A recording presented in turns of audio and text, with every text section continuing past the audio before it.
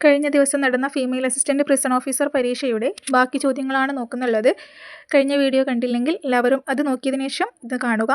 ഇന്ന് 5ാമത്തെ ചോദ്യമാണ് നോക്കുന്നുള്ളത്. ഇന്ത്യയുടെ നിലവിലെ വിദേശകാര്യ സെക്രട്ടറി ആര്?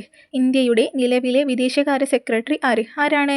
ഉത്തരം ഓപ്ഷൻ എ വിക്രം മിസ്രി. ആരാണ്? വിക്രം മിസ്രിയാണ് ഇന്ത്യയുടെ നിലവിലെ വിദേശകാര്യ സെക്രട്ടറി. 6ാമത്തെ ചോദ്യം. 1904 ഗാന്ധിജി ഡർബനിൽ നിന്ന് ആരംഭിച്ച പത്രം ഏത്? 1904 ഗാന്ധിജി ഡർബനിൽ നിന്നും ആരംഭിച്ച പത്രമാണ് ഇന്ത്യൻ ഒപ്പീനിയൻ. ഏതാണ്? Indian opinion. 7ാമത്തേത്. ഗോൾഡൻ ഫൈബർ എന്നറിയപ്പെടുന്നത് എന്താണ്? ഗോൾഡൻ ഫൈബർ എന്നറിയപ്പെടുന്നത് എന്താണ്?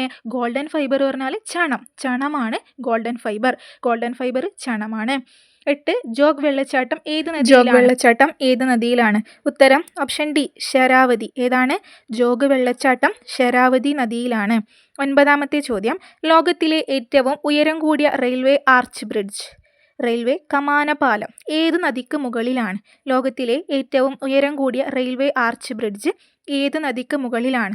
ഉത്തരം ഓപ്ഷൻ ബി ചെനാബ് നദി. ഏതാണ്? ചെനാബ്. 10ാമത്തെ ചോദ്യം.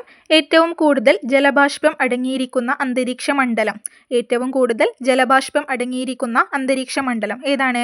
ഉത്തരം ഓപ്ഷൻ സി ട്രോപ്പോസ്ഫിയർ. ഏതാണ്? ട്രോപ്പോസ്ഫിയർ ആണ്. 11ാമത്തെ ചോദ്യം. ഇന്ത്യയിലെ ഏറ്റവും നീളം കൂടിയ ദേശീയപാത ഏത്? ഇന്ത്യയിലെ ഏറ്റവും നീളം കൂടിയ ദേശീയപാത ഏത്?